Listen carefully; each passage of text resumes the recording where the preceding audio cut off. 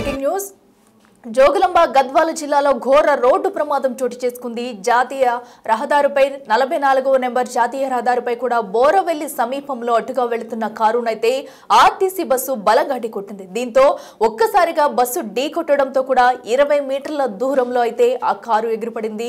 So ఈ మధ్య వరుస ఆర్టీసీ బస్సు ప్రమాదాలు అయితే తరచూ చూస్తున్నాం. సో ఇంతలో మరొక ఆర్టీసీ బస్సు ప్రమాదం అయితే అందరినీ భయభ్రాంతులకు గురి చేస్తుందని చెప్పుకోవాలి. సో అయితే ఈ ఘటనకి సంబంధించి చూస్తే వరుసగా 3 వాహనాలు ఢీకొన్నాయి. సో కారును ఆర్టీసీ బస్సు ఢీకొట్టడంతో వెనకనే వస్తున్న మినీ ట్రావెల్ బస్సు అయితే ఆ ఆర్టీసీ బస్సును ఢీకొట్టింది. ఒక్కసారిగా బ్రేక్ వేసి ఆగడంతో వెనక నుంచి వస్తున్న వాహనం అయితే ఆర్టీసీ బస్సును ఢీకొట్టడం జరిగింది. సో ఆర్టీసీ బస్సు ఒక్కసారిగా కారును ఢీకొట్టడంతో ఆ కారు సుమారుగా 20 మీటర్ల ఆ దూరంలో అయితే ఎగిరిపడిపోయింది. ఆ విజువల్స్ కూడా మనం బిగ్ టీవీ స్క్రీన్ మీద చూస్తున్నాం. సో జాతీయ రహదారిపై నుంచి పక్కనే ఉన్న అటు పంట పొలాల్లో సైతం కూడా అటు బస్సు కార్ అయితే పడిపోయింది. సో దీంతో అటు లోపల క్షతగాతుల పరిస్థితి ఎలా ఉంది, ఎంతమంది ప్రయాణిస్తున్నారు అనేది కూడా తెలియాల్సి ఉంది. అయితే బస్సులో 50 మందితో కూడా ప్రయాణికులు ఉన్నారు. ఆ బస్సు అయితే కర్నూలు వైపు వెళ్తుంది ఆర్టీసీ బస్సు. సో మరి దీనికి సంబంధించి కూడా అతి వేగమే ప్రమాదకరమా, ఇంకా ఆ సమయంలో ఏమన్నా జరిగిందనేది కూడా తెలియాల్సి ఉంది. సో ఘటన అనంతరం కూడా ఆ జాతీయ రహదారిపై అయితే భారీగా ట్రాఫిక్ జామ్ నెలకొంది. సో స్థానికుల సహాయంతో కూడా దాన్ని క్లియర్ చేసే పనిలో పడ్డారు. సో బస్సు ప్రమాదం జరిగిన తర్వాత కూడా ఒక్కసారిగా అటువైపుగా వెళ్లి సడన్ బ్రేక్ వేయడంతోనే బస్సు అయితే ఆ రోడ్డుకి ఆ పక్కన ఉన్న పంట పొలాల మధ్యలో ఆగినట్టు మనం తెలుస్తుంది. మనం చూడొచ్చు, కొంచెం ముందుకు బస్సుకు వెళ్ళినా కూడా ఒక్కసారిగా బస్సు కూడా పక్కనే కుప్పకూలిపోయే సిచ్యువేషన్ అయితే ఉండేది. సో దాని వెనకాల వచ్చిన ఆ మినీ ట్రావెల్ బస్సు కూడా బస్సు వెనకాలైతే ఢీకొట్టింది. సో వెనకాల బస్సుకి పెద్ద పెను ప్రమాదం జరగకపోవడంతో అంతా ఊపిరి పీల్చుకున్నారని చెప్పాలి. బట్ కారులో ప్రయాణిస్తున్న వారు మొత్తం కూడా వారి సిచ్యువేషన్ ఏంటనేది తెలియాల్సి ఉంది. కారు ఒక్కసారిగా ఆర్టీసీ బస్సు బలంగా ఢీకొట్టడంతో ఒక్కసారిగా అయితే పక్కనే ఉన్న ఆ పంట పొలాల్లో 20 మీటర్ల దూరంలో ఎగిరిపడిందంటే మొత్తం బోల్తా పడింది. సో అక్కడ సిచ్యువేషన్ ఏంటనేది కూడా మనం చూడొచ్చు. సో స్థానికుల సాయంతో అటైతే ఆ ట్రాఫిక్ ని క్లియర్ చేస్తూ ముందుకెళ్తున్న దృశ్యాలు మనం చూస్తున్నాము. సో కారు కూడా బోల్తా పడిపోయి మొత్తం ప్రస్తుతం దానిలో ఉన్న పరిస్థితి ఏంటనేది కూడా ప్రస్తుతం క్వశ్చన్ మార్క్ గా ఉంది. సో ఏదైతే ఆ బస్సు కనుక కొంచెం స్పీడ్గా వచ్చి వెళ్ళుంటే కనుక మరొక ఘోర బస్సు ప్రమాదం జరిగిందనే చెప్పుకోవాలి. సో కొంచెం ఎడ్జ్లో కరెక్ట్గా బస్సు అయితే ఆగింది. ఆ విజువల్స్ మనం చూస్తున్నాము.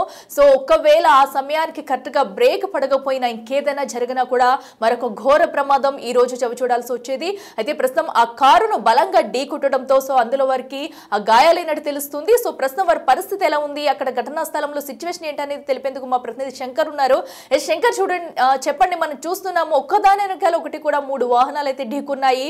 సో ప్రధానంగా ఆర్టీసీ బస్సే ఆ కారును ఢీకొట్టడంతో అయితే ఈ ప్రమాదం జరిగేది తెలుస్తుంది. సో ప్రస్తుతం కారులో ఎంతమంది ఉన్నారు, వారి సిచ్యువేషన్ ఏంటి, ఘటన గల కారణాలు ఏంటి?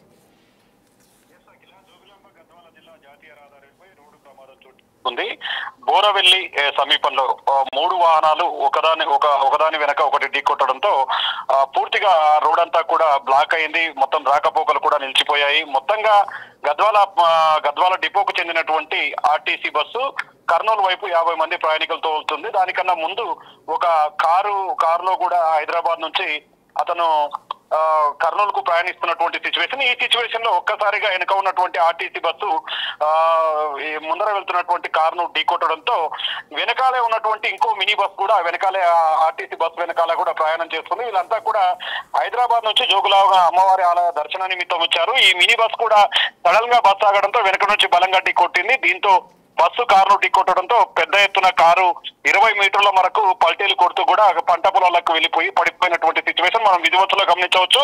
మొత్తంగా ఒక్కసారిగా ఈ ప్రమాదం చోటు చేసుకోవడంతో బస్సులో ఉన్న వారంతా కూడా పూర్తిగా భయాందోళనకు గురయ్యారు. మొత్తంగా అక్కడ సిచ్యువేషన్ అంతా కూడా చూస్తున్న వారిని కూడా భయాందోళనకు గురి చేసినటువంటి సిచ్యువేషన్ కనపడ్డది. కానీ కారులో ఉన్నటువంటి యోగేష్ అనే వ్యక్తికి మాత్రం స్వల్ప గాయాలతో బయటపడ్డాడు. ఘటనా స్థలానికి చేరుకున్నటువంటి పోలీసులు స్థానికుల సాయంతో హుటాహుటిన అక్కడ ఎవరైతే చిన్న దెబ్బలు తగిలో క్షతగాత్రులను వారిని వెంటనే ప్రభుత్వ ఆసుపత్రికి తరలించినటువంటి సిచ్యువేషన్ కనపడుతుంది. ఏదేమైనప్పటికీ గత నెల రోజులుగా చూస్తున్నాము రాష్ట్ర వ్యాప్తంగా కూడా ఒకవైపు ట్రావెల్స్ బస్సులు కావచ్చు, మరోవైపు ఆర్టీసీ బస్సుల్లో ఎంతో మంది ప్రాణాలు కోల్పోయారు. ఇలాంటి సందర్భంలో ఈ ఈ యొక్క ఘటన ఒక్కసారిగా అందరికీ భయాన్ని రేకెత్తిందని చెప్పవచ్చు. మొత్తంగా ఈ పూర్తిగా ఒకవేళ తీవ్ర రోడ్డు ప్రమాదం కనుక అంటే ఎక్కువగా డ్యాష్ ఇచ్చి ఉంటే కనుక కారుకు, అదే విధంగా వెనక నుంచి బలంగా వేగంగా ఢీకొట్టి ఉంటే మాత్రం పెద్ద ఎత్తున ప్రమాదం జరిగి ఉండేది. ఎందుకంటే ఆ టైంలో ఆర్టీసీ బస్సులో దాదాపు 50 మంది ప్రయాణం చేస్తున్నారు కాబట్టి మొత్తంగా ఈ టోటల్ గా చూస్తే మాత్రం చిన్న ప్రమాదం నుండి ఆ ప్రయాణికులు కావచ్చు, మరోవైపు కార్ డ్రైవర్ కావచ్చు, కారులో ఉన్నటువంటి వారంతా కూడా బయటపడినటువంటి సిచ్యువేషన్ కనపడుతుంది. ఒకసారి మనం విజువల్స్ లో గమనిస్తే కారు ఎంత దూరం వెళ్లి పడింది అనేది మనం క్లియర్ కట్ గా గమనించవచ్చు. అంటే వెనక బస్సు ఏదైతే ఆర్టీసీ బస్సు ఢీకొట్టినప్పుడు కొద్దిగా ఉన్నప్పటికీ వెనకాల ఉన్నటువంటి మినీ ట్రావెల్స్ బస్సు వేగంగా రావడం, దాన్ని ఢీకొట్టడంతో ఈ యొక్క పెద్ద డాష్ అనేది జరిగింది. దీంతోనే ఒక్కసారిగా ఈ కారు ఎగిరి అవతల పడడంతో స్థానికంగా ఉన్న వారంతా కూడా భయాందోళనకు గురయ్యారు. అక్కడ ఉన్నటువంటి స్థానికులు వెంటనే ప్రమాదం జరిగిన వెంటనే కారులో ఉన్నటువంటి వారిని బయటికి తీశారు. బస్సులో ఉన్నటువంటి వారికి ఏమైనా గాయాలయ్యాయనే క్రమంలో కూడా అందరూ బస్సులోకి వెళ్లి ప్రయాణికులను కిందికి దిగించినటువంటి సిచ్యువేషన్ అయితే కనపడుతుంది. ఇక గతంలో చూసాము మనము ఆర్టీసీ బస్సులో చాలా మంది చనిపోయారు, చాలా రోడ్డు ప్రమాదంలో చాలా కుటుంబాలు రోడ్డున పడ్డాయి. ఇలాంటి టైంలో ఒకవైపు ఆర్టీఓ అధికారులు కావచ్చు, మిగతా వాళ్ళు పూర్తి స్థాయిలో రోడ్డు నిబంధనలు ఉల్లంఘించకూడదు, పూర్తిగా వేగాన్ని కంట్రోల్ చేసుకుంటూ నడపాలని చెప్తున్నప్పటికీ అది ఎక్కడ కూడా కంట్రోల్ కావడదు. అది నీటి మీద రాతలుగానే మిగిలిపోతున్నాయి.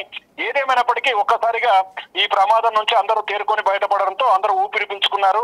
ఇక్కడికి పోలీసులు చేరుకోవడంతో పాటు అసలు ప్రమాదం ఎలా జరిగింది, దానికి గల కారణాలు ఏంటనేది పూర్తి స్థాయిలో విశ్లేషిస్తున్నటువంటి సిచ్యువేషన్ అయితే అక్కడ కనపడుతుంది. అఖిల శంకర్, అయితే అసలు ప్రమాదానికి గల కారణాలు ఏమనుకోవచ్చు? ఎందుకంటే ఆ కారు ఆగి ఉన్నప్పుడు వచ్చి బస్సు ఢీకొట్టిందా, లేదంటే అతి వేగంగా రావడమే ప్రమాదం అనుకోవచ్చా?